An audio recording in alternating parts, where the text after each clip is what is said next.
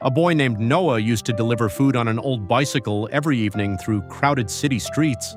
Rain or heat, it didn't matter. If he skipped a day, there would be less food at home that night. He was 22 years old and lived with his father in a tiny rented room above a mechanic shop.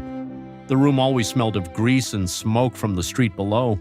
His father had once worked in construction, but after an accident, he could barely walk without pain. Every night after deliveries, Noah would quietly count the money on the floor beside the bed. Rent, medicines, electricity, food. There was never enough left for dreams, but there was one thing Noah loved more than anything: drawing. Whenever he found a few free minutes, he sketched faces, buildings, shoes, posters, anything he saw around him. Most of his drawings were made on the backs of old delivery receipts because he couldn't afford sketchbooks. His father used to say, "You notice details other people ignore? That's a gift." Noah would smile, but deep down he thought the same thing every day. A gift doesn't pay bills. One evening, while waiting outside a cafe for a food order, Noah noticed a man sitting near the window designing something colorful on a tablet. Logos, posters, social media banners. Noah stared for a moment too long. The man noticed him and laughed softly. "You interested in design?" Noah nodded awkwardly. The man turned the tablet slightly. "Businesses pay good money for graphics like these." That sentence stayed in Noah's head all night. Businesses pay good money. When he got home, he searched online using his cheap secondhand phone, how to become a graphic designer. Thousands of videos appeared, free apps, tutorials, beginner lessons, logo design, branding, social media posts. At first, everything felt impossible. He didn't own a laptop. He had no design degree. He didn't even know how professional software worked. Still, he kept watching. Every night after deliveries, he practiced using free mobile design apps. His first designs looked terrible. Fonts mismatched, colors hurt the eyes, shapes were uneven. But every bad design taught him something. Weeks turned into months. Slowly, his work improved.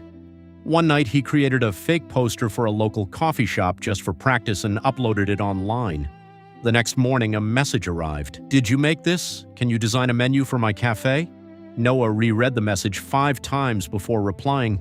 The cafe owner offered him $15.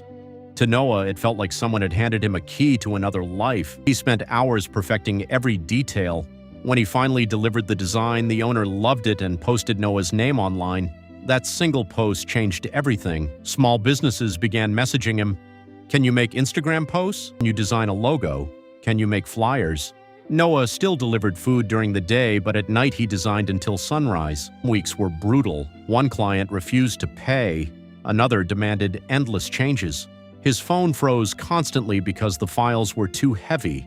Once he nearly gave up after losing an entire project when the app crashed. But then he looked over at his father, sleeping in pain on the small bed nearby, and reminded himself, "If I stop now, nothing changes."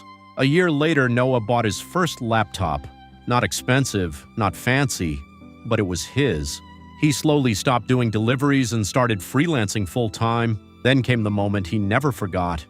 One evening, he took his father to a small apartment they could finally afford. Clean walls, quiet windows, sunlight in the kitchen.